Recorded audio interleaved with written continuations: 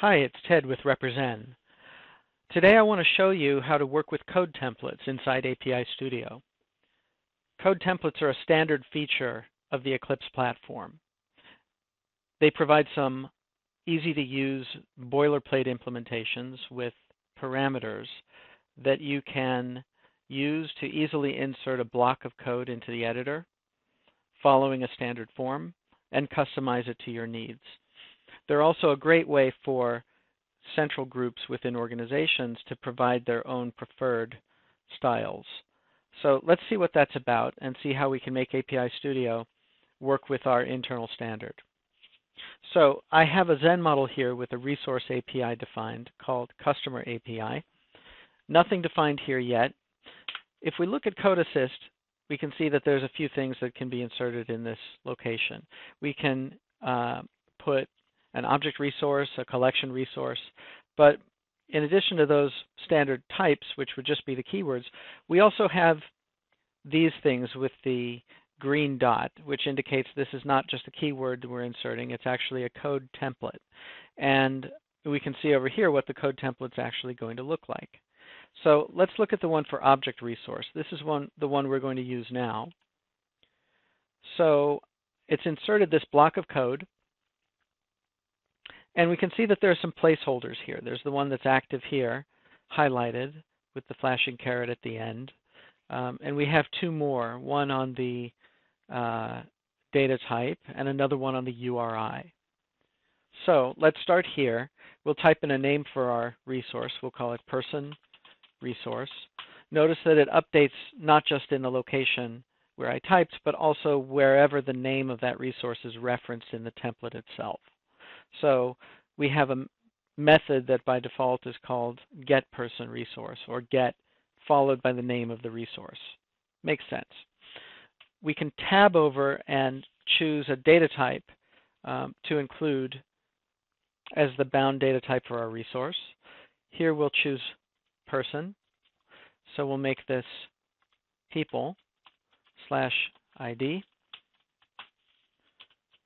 We'll put in our usual template parameter binding ID to the actual taxpayer ID of the underlying data type.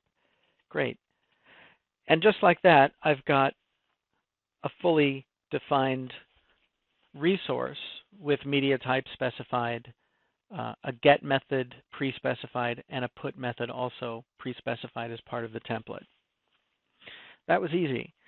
So let's see where templates are actually defined.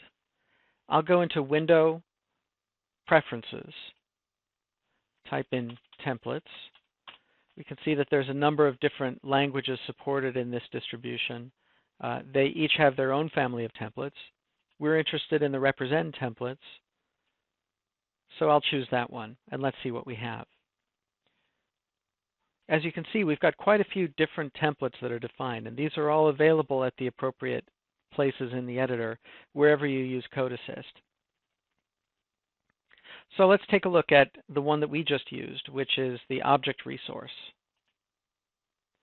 We can get a preview of how it's defined here. We can see these placeholders with a $sign preceded by some curly bracket delimited name. I can click on Edit, and we can actually change this. Let's say that in addition to get and put, we actually want this object resource to support a delete method. So we can add that here.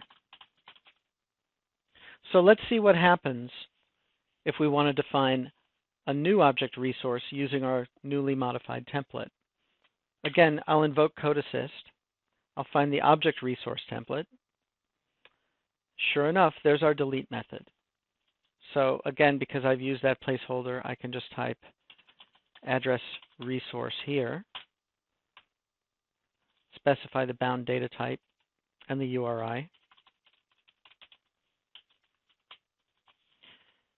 and I've got my resource ready to go.